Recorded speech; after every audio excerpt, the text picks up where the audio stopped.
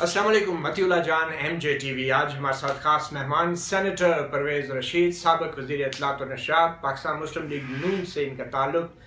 کچھ دن پہلے ہی جو واقعہ ہوا، 14 سینیٹرز نے اپنی پارٹی کی پالیسی کے برخلاف خفیہ ووٹنگ میں صادق سنجرانی جو چیئرمین سینٹ ہیں ان کے خلاف عدم اعتماد کی جو تحریک تھی اس تحریک کے خلاف ووٹ دے دیا. حالانکہ کچھ دیر پہلے ہی جب عدم اعتماد کی تحریک کی قرارداد پیش کی گئی تو 64 سینیٹرز اپوزیشن کے وہ کھڑے ہوئے، انہوں نے حمایت کی عدم اعتماد کی تحریک کی قرارداد پیش کرنے کی.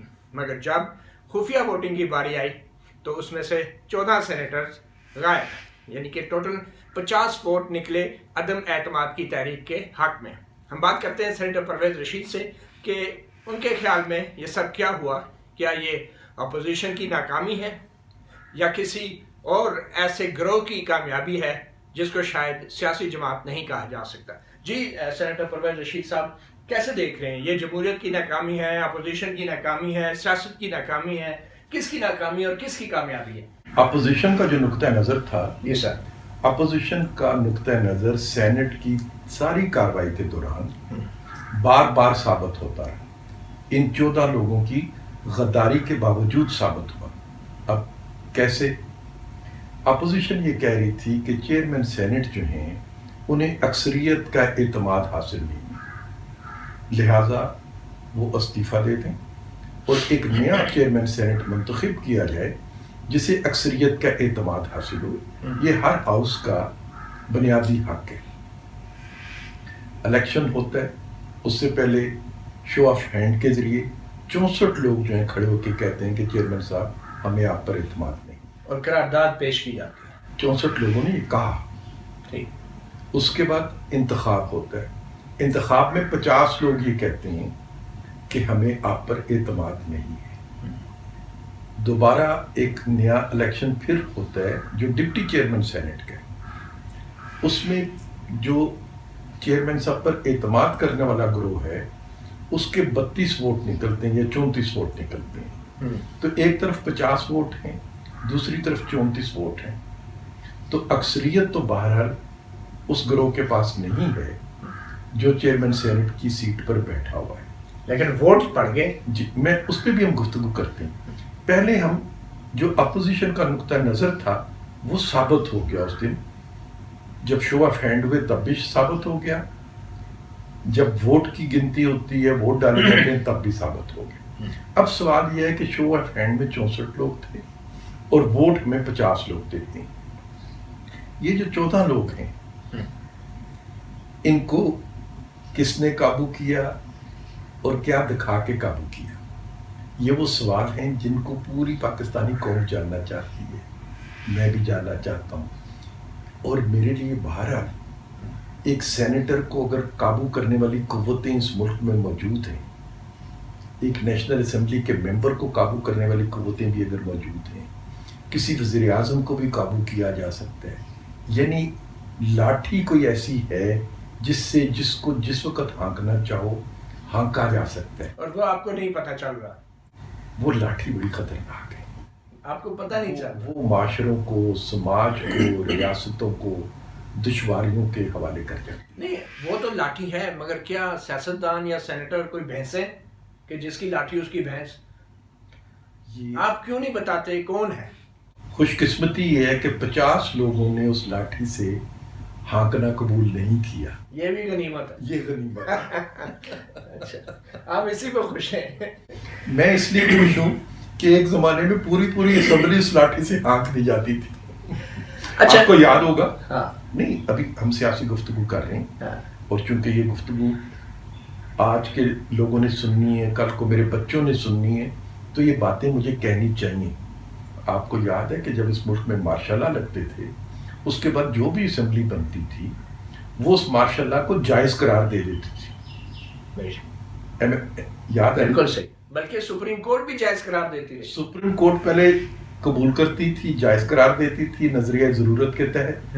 پھر ایک الیکٹڈ اسمبلی آتی تھی، وہ انڈیمنیٹی دیتی تھی کہ آپ نے اس لاقانونیت میں جو کچھ لاقانونیت کی وہ سب کچھ قانون کے مطابق ہو گیا. یہ پارلیمنٹ کرتی. وہ نہ بھی دیتی تو کیا فرق پڑتا؟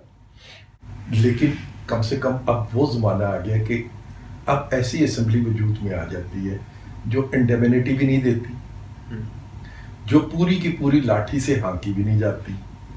تو میرے جیسے سیاسی کارکن کے لیے تو یہی غنیمت ہے کہ میں گلاس کا وہ حصہ دیکھوں جو بھرا ہوا ہے. سینیٹر حاصل بزنجو جو آپ کے امیدوار تھے چیئرمین سینٹ کے لیے، انہوں نے تو باقاعدہ نام لے لیا خفیہ ادارے کے سربراہ کا کہ جناب وہ اس میں شامل ہیں. تو کیا وجہ ہے کہ حاصل بزنجو تو نام لے رہے ہیں اور باقی سیاسی بڑے بڑے قداور سیاستدان جو ہیں وہ نام تک نہیں لے رہے، حاصل بزنجو کے ساتھ کیوں نہیں کھڑے؟ دیکھیے حاصل بزنجو صاحب نے جو بات کی میں نے بھی اسے سوشل میڈیا پہ دیکھا. حاصل بزنجو ایک ذمہ دار آدمی، ان کی اپنی بہت سیاسی تاریخ ہے. جمہوریت کے لیے ان کی باتوں کو توجہ سے سنا جاتا ہے. انہوں نے ایک بات کہی ہے، ہونا یہ چاہیے کہ وہ فلور آف دی ہاؤس پہ بھی اپنی اس بات کو کہیں، پورے ہاؤس کی ایک کمیٹی بنے اور حاصل صاحب کے جو تحفظات ہیں، جو شکایت انہوں نے بیان کی ہے، حافظ صاحب اس کے بارے میں جو شواہد حاصل صاحب کے پاس ہیں، کوئی دلیل ہے، کوئی شواہد ہیں، کوئی اطلاعات ہیں، وہ ریکارڈ پہ آنے چاہیے. وہ ریکارڈ پہ آنی چاہیے. ہاؤس کو پھر اسے ایگزامن کرنا چاہیے. مگر اس سے پہلے حاصل بزنجو صاحب کو فلور آف دا ہاؤس کے اوپر یہ اپنے الزامات دہرانے ہوں گے. انہیں ہاؤس میں آ کر وہ بات کہیں گے تو ہاؤس کی کمیٹی بنانے کے لیے کوشش کی جائے گی. چیئرمین صاحب جو ہیں ان سے پھر ہم درخواست کریں گے کہ چیئرمین صاحب جیسے کیسے بھی آپ دوبارہ اس کرسی پر بیٹھنے کے قابل ہو گئے ہیں تو اپنا حق تو ادا کیجئے کہ آپ کا مقابلے کا جو امیدوار تھا اس نے کتنی بڑی بات کہی ہے تو یا اس کی بات کو غلط ثابت کریں، اس کی بات کو غلط ثابت کریں. ویسے حاصل بزنجو صاحب کے الزام یا ان کی کہی ہوئی بات پر اپوزیشن کی دوسری جماعتوں کو بھی کوئی شک ہے؟ میرے علم میں نہیں، چونکہ میری تو ملاقات جو ہے وہ بہت کم ہوتی ہے. میں کارکن ہوں، میرا اور قائدین کا فاصلہ اتنا بڑا ہے کہ میری ملاقات ان کے ساتھ بڑے اجتماع میں ہوتی ہے. کون سے والے قائدین؟ سبھی قائدین سبھی قائدین بہت بڑے ہیں. میں بہت ہی چھوٹا سیاسی کارکن ہوں تو میں تو انہیں جلسوں میں دیکھتا ہوں، اجتماعات میں دیکھتا ہوں اور وہیں سے ان کی باتیں سنتا ہوں. اور وہ باتیں بھی آپ کی لکھوائی ہوئی ہوتی ہیں، کچھ لوگوں کا یہ کہنا ہے. یہ باتیں مادر ملت بھی کرتی تھی تو میں تو اس وقت پیدا ہوا تھا. اچھا، یہ بات صحیح ہے. آپ نے قیادت کا ذکر کیا تو جو کچھ ہوا سینٹ میں، آپ کی پارٹی کے، پیپلز پارٹی کے، دوسری جماعتوں کے، اپوزیشن کے 14 افرادوں نے بظاہر اپنی پارٹی سے دھوکہ کیا اور خفیہ طور پہ ساتھ دیا حکومت کا.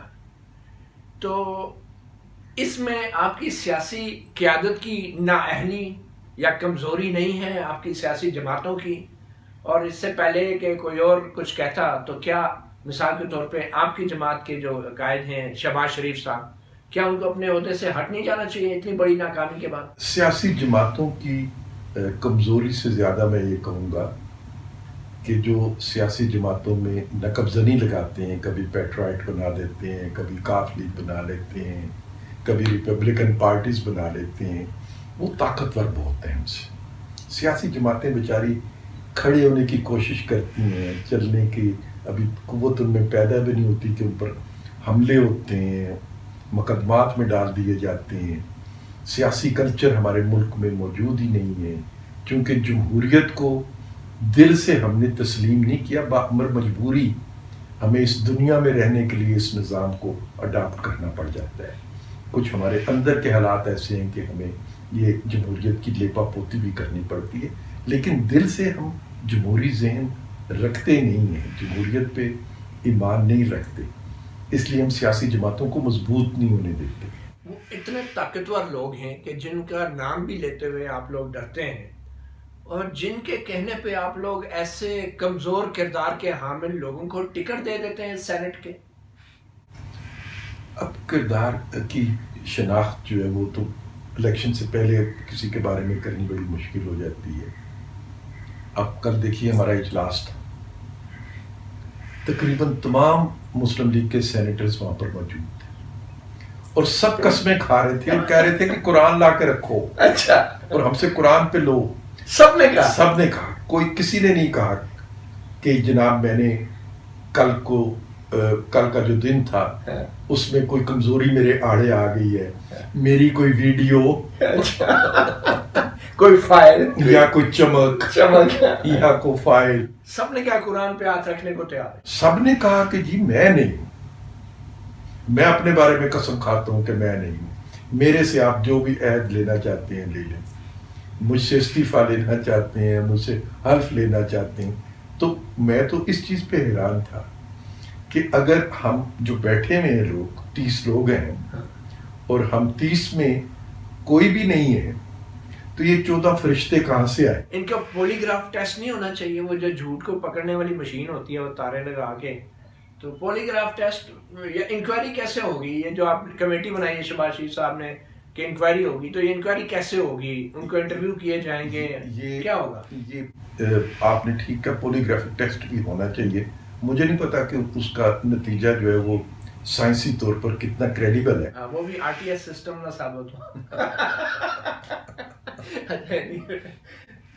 وہ مطلب کمیٹی کیسے معلوم کرے گی اگر شہباز شریف کو کمیٹی بنا دیتے ہیں مثال کے طور پہ؟ ایک کمیٹی بنائی ہے انہوں نے اور وہ کمیٹی اپنے طور پر کوشش تو کرے. کون کون لوگ ہیں اس میں؟ ابھی تو اس کے سربراہ کا نام میرے علم میں آیا ہے کہ رانا مقبول صاحب اس کے سربراہ ہوں گے. دیکھتے ہیں وہ کھرا ڈھونڈ سکتے ہیں یا نہیں ڈھونڈ سکتے. رانا مقبول صاحب جو آئی جی سابق آئی جی ہیں. اچھا. تو انہیں چونکہ تفتیش کا ماہر سمجھا جاتا ہے. تو تفتیش اسی طریقے کی ہوگی جیسا وہ تھانوں میں کرتے رہے یا؟ ویسے مجھ سے پوچھیں تو میں کہتا ہوں تھانے سے بھی کوئی اگلا تھانہ ہو اس طرح کی تفتیش نہیں، مذاق نہیں، اس طرح کی تفتیش ہونی چاہیے. نہیں ویسے ایک شخص پہ الزام لگا کے اس کو ٹارچر کرنا یہ نہیں، میں یہ نہیں کہہ رہا کہ ٹارچر، بالکل میں نہیں کہتا کہ ٹارچر ہو، لیکن سائنسی طریقے سارے اختیار کرنے چاہیے.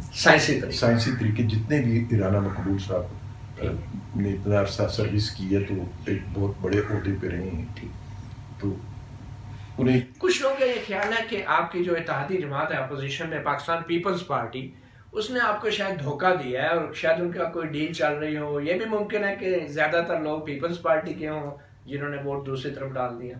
کسی کے زیادہ ہو سکتے ہیں، کسی کے کم ہو سکتے ہیں، لیکن کوئی جماعت یہ دعویٰ تو نہیں کر سکتی کہ میرا کوئی بندہ نہیں تھا. اس لیے کہ 14 لوگ جو ہیں وہ کسی ایک ہی جماعت سے تو نہیں چلے گئے. اگر ایک ہی جماعت سے 14 چلے جاتے تو پھر اس بات کو چھپایا نہیں جا سکتا تھا. یہ تو کوئی 3-4 ایک جگہ سے، 4-5 ایک جگہ سے، اس طرح ہی ہوا ہوگا. لیکن میں اپنے آپ کو تو بری سے نہیں قرار دے سکتا. مجھے اپنی جماعت کا جواب دے میں ہوں اور میری جماعت کو اس کی پوری تفتیش کرنی چاہیے. جو ٹیسٹ آپ بتا رہے ہیں اگر وہ کیے جا سکتے ہوں تو وہ بھی کرنے چاہیے. ویسے جو مسلم لیگ نون کے جو سینیٹر حضرات ہیں وہ مسلم لیگ نون کے ٹکٹ پر تو الیکٹ ہی نہیں ہوئے، تو ان پہ آپ پارٹی کا قانونی اعتبار سے، اخلاقی اعتبار سے کیسے ضابطہ جو ہے وہ نافذ کر سکتے ہیں؟ دیکھیے انہیں معلوم ہے کہ انہیں ووٹ تو مسلم لیگ نون نے دیا، لہذا وہ اپنے ووٹر کو تو جواب دیں. اب یہ ایک ٹیکنیکل بات تھی اور وہ بھی ایک تماشا ہی تھا کہ الیکشن سے ایک دن پہلے ان سب کی پارٹی رکنیت جو ہے یا پارٹی سمبل جو ہے یا ان کی پارٹی ایفیلیشن جو ہے اس کو کہا گیا کہ یہ نہیں ہے. لیکن وہ لوگ پارٹی ٹکٹ ملنے کی وجہ سے پارٹی ووٹ سے منتخب ہو کے پہنچے، تو اخلاقی ذمہ داری تو ان کی بنتی ہے، سیاسی ذمہ داری بھی ان کی بنتی ہے. قانونی طور پر یہ قانونی بات بھی، اس الیکشن سے پہلے بھی بہت کچھ کیا گیا تھا. 2 سینیٹرز جو تھے سپریم کورٹ نے ان کے خلاف ایک فیصلہ دے دیا، ان ووٹوں سے ان محروم ہو گئے. جو نئے الیکشن لڑ کے آ رہے تھے ان کو پارٹی ایفیلیشن سے باہر کر دیا گیا. تو یہ ہتھ کنڈے جو ہیں یہ تو استعمال، یہ ہتھ کنڈے ماضی میں بھی استعمال ہوئے، اور تاثر یہ ہے کہ اپوزیشن کی جماعتیں بشمول آپ کی جماعت وہ سنجیدہ نہیں ہے اس طرح کے ہتھ کنڈوں کا مقابلہ کرنے میں. اور جو کچھ 25 جولائی کو ہوا، بلکہ اس سے پہلے جو بلوچستان میں جس طرح حکومت گرائی گئی اور آپ کے مسلم لیگ نون کے لوگوں نے جو ہے اس وقت بھی بقول آپ کی پارٹی سے غداری کی، ان کے خلاف بھی کوئی کارروائی نہیں ہوئی. پھر 25 جولائی کو جو دھاندلی ہوئی اس کے خلاف بھی آپ لوگ بالکل غیر مؤثر ہو گئے اور خاموش ہو گئے، پارلیمانی کمیٹی غیر مؤثر ہو گئی. تو یہ تو ایک تسلسل ہے جو چلا آ رہا ہے. تو کیا آپ کی پارٹی اب کی بار کچھ ایسا مختلف کرے گی جس سے یہ ثابت ہو کہ اپوزیشن جماعتیں جمہوری عمل اور جمہوریت کا دفاع کرنے میں سنجیدہ ہیں؟ دیکھیے سیاسی جماعتوں کے پاس کوئی تھانہ نہیں ہے، سیاسی جماعتوں کے پاس کوئی اپنی عدالت نہیں ہے، سیاسی جماعتیں اپنا احتساب جو ہے اس کا عمل سیاسی طور پر ہی کر سکتی ہیں، اور جو بات آپ فرما رہے ہیں میں سے ایگری کرتا ہوں کہ سیاسی جماعتوں پر یہ فرض عائد ہوتا ہے کہ جو لوگ کلا بازیاں کھاتے ہیں سیاست میں ان کی وہ حوصلہ شکنی کریں۔ الیکٹورل پالیٹکس میں کہیں نہ کہیں پہ کمپرومائزز کرنے پڑ جاتے ہیں آپ کو، کہ بہت سے حلقے ایسے ہوتے ہیں جیسے آپ کو امیدوار ہی دستیاب نہیں ہوتا، تو چلیں اس کو ایک کڑوی گولی سمجھ بھی لیتے ہیں آپ۔ لیکن سینٹ کا الیکشن تو ایک ایسا الیکشن ہے جس میں سیاسی جماعت کسی کے محتاج نہیں ہوتی، تو سیاسی جماعتوں کو وہ جو ان کے آزمودہ سیاسی کارکن ہیں جن کے بارے میں معلوم ہوتا ہے کہ یہ سرد اور گرم ہوا دونوں میں جماعت کے ساتھ، جمہوریت کے ساتھ اپنی کمٹمنٹ پکی رکھتے ہیں، انہیں ترجیح دینی چاہیے۔ اور ہم نے پنجاب کے حد تک تو کوشش کی بھی، دوسرے صوبوں سے شاید بلوچستان کی جہاں تک آپ بات کرتے ہیں تو وہاں پہ ہمارا جماعت کا اتنا اثر رسوخ نہیں ہے کہ ہم اپنی مرضی کے فیصلے وہاں پہ کر سکیں، ہمیں کمپرومائزز کرنے پڑتے ہیں، اور کمپرومائزز کی ریوارڈ یہ مل جاتا ہے کہ جی آپ سینٹ میں تعداد آپ کی بڑھ جاتی ہے، چھوٹی موٹی قانون سازی میں آپ کو حمایت مل جاتی ہے، موجودہ جو بھی حکومت ہوتی ہے اس کو لتاڑنا ہو تو ڈیسک میں جانے والے زیادہ ہوتے ہیں، لیکن جب امتحان کا وقت آتا ہے تو پھر چند رہ جاتے ہیں، اور بس پھر امام حسین کے قافلے والی مثال آ جاتی ہے کہ 72 باقی۔ مگر امام حسین کوئی ہو بھی تو صحیح نا کہ جو قافلے والوں پر اعتراض کرے۔ ایک تاثر یہ ہے کہ سیاسی جماعتوں کے جو قائدین ہیں وہ تو اسٹیبلشمنٹ سے بھاؤ تاؤ کرتے ہیں، اور جب کوئی ووٹ ان کی پارٹی کے مخالف ڈال دے تو اس کو غدار قرار دے دیا جاتا ہے، خود ڈیلے کرنے کے چکروں میں رہتے ہیں۔ یہ بھی تو ایک تاثر ہے نا سیاسی جماعتوں کے بارے میں۔ سیاسی جماعتیں جو ہیں وہ سیاست ہی کر سکتی ہیں، اور میں نے آپ سے پہلے بھی عرض کیا کہ ہم کوئی مسئلہ جدوجہد تو نہیں کر رہے۔ تو پھر یہ جو 14 سینٹروں نے ووٹ ڈالے انہوں نے بھی تو بیچاروں نے سیاست ہی کی ہے۔ ان میں اتنی جرت ہونی چاہیے تھی کہ جب وہ 64 کھڑے ہوئے تھے تو یہ 14 ان کے ساتھ کھڑے نہ ہوتے، انہیں پاکستان کے عوام کے سامنے سرخرو ہونا چاہیے تھا اور کہنا چاہیے تھا کہ ہم اس سے ایگری نہیں کرتے ہیں، ہم اس سے ڈس ایگری کرتے ہیں۔ یعنی یہ جو 2 کشتیوں میں انہوں نے پاؤں رکھا ہوا ہے کہ کل ہمارے اجلاس میں ہمارے ساتھ بیٹھے ہوئے ہیں اور پرسوں ووٹ کسی اور کو دے رہے تھے اور ہاتھ کسی اور کے لیے کھڑا کر رہے تھے۔ یہ جو 3 چہرے ہیں، سیاستدان کے 3 چہرے نہیں ہونے چاہیے۔ اس میں عمران خان کی حکومت کا کیا کردار رہا الیکشن سے پہلے اور الیکشن کے بعد میں؟ تو انہوں نے خراج تحسین پیش کیا ان 14 افراد کو اور کہا کہ یہ نئے پاکستان کے معمار ہیں جن 14 افراد نے اپوزیشن پارٹیوں کے پالیسی کے برخلاف ووٹ دیا۔ عمران خان کی جماعت نے اس ساری بدعنوانی کو اپنا چہرہ دیا، انہوں نے اپنا چہرہ دیا، اور اس چہرے کے پیچھے جو کام ہو رہا تھا اس کو یہ لیجیٹمیسی دینے کی کوشش کی کہ یہ سب کچھ تو درست ہو رہا ہے۔ تو اگر بکنے والا مجرم ہے تو خریدنے والا بھی تو مجرم ہے۔ دیکھیے سائیکل جس نے چوری کی وہ بھی مجرم، اور چوری کی سائیکل جس نے خریدی وہ بھی مجرم قانون کی نظر میں۔ تو عمران صاحب کی سیاسی جماعت اور حکومت اس چوری میں پوری شامل ہے۔ جب آپ پہ عمران خان اور سیاسی جماعت پہ الزام لگاتے ہیں چوری میں شامل ہونے کا، تو پھر آپ طاقتور اداروں کا بھی ذکر کرتے ہیں، تو پھر طاقتور اداروں میں صرف ایک ملازم کا نام کیوں لیا جاتا ہے؟ میں نے آپ سے عرض کیا کہ یہ بزنجو صاحب نے بات کی ہے، اس پہ ہاؤس میں یہ بات ہونی آپ کے چاہیے۔ خیال میں یہ بہادری کی بات کی ہے بزنجو صاحب نے؟ دیکھیے ان کا جو اطلاع جو کوئی بھی ان کے پاس تھی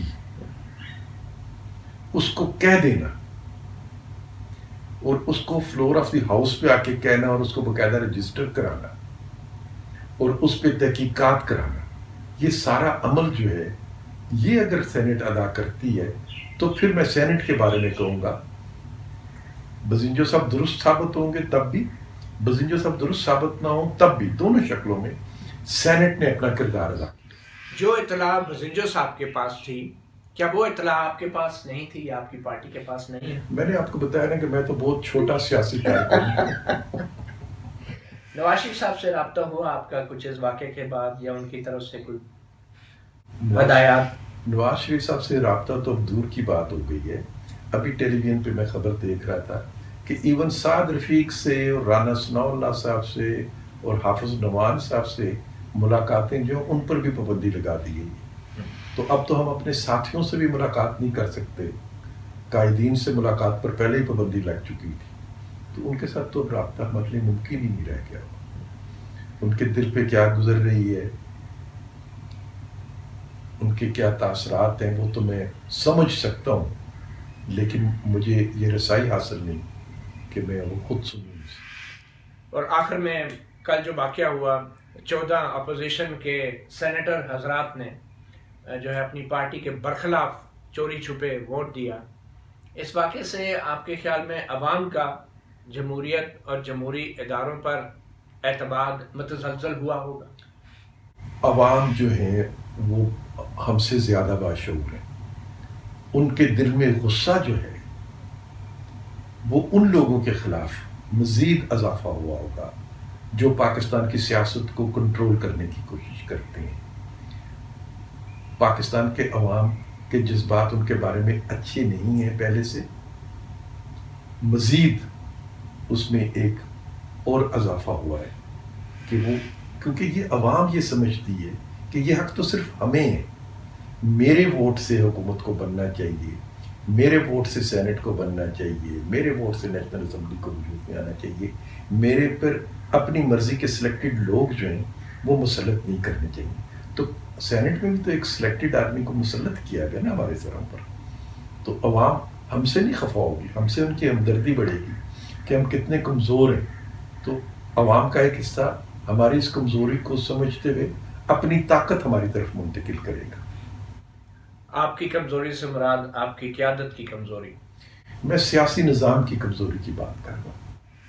بہت شکریہ سینیٹر پرویز رشید صاحب۔ ناظرین، متی اللہ جان ایم جے ٹی وی پہ آپ نے سنا سینٹ میں جو 14 سینیٹر، معزز سینیٹر حضرات نے پہلے کھڑے ہو کے عدم اعتماد کی تحریک کی حمایت کی، اور اس کے بعد خفیہ ووٹنگ کے دوران ان میں سے 14 افراد جو ہیں انہوں نے اپنی پارٹی کے خلاف ووٹ دیا، اور آج ان دونوں بڑی جماعتوں کے تمام اراکین کہہ رہے ہیں کہ ہم نے نہیں ایسا کیا، بلکہ جیسا کہ پرویز رشید صاحب نے بتایا مسلم لیگ نون کے ایک اجلاس میں، تو تمام اراکین نے کہا کہ ہم قرآن پہ حلف دینے کو تیار ہیں کہ ہم نے ووٹ جو ہے پارٹی کے برخلاف نہیں دیا، ہم نے عدم اعتماد کی تحریک کے حق میں دیا تھا۔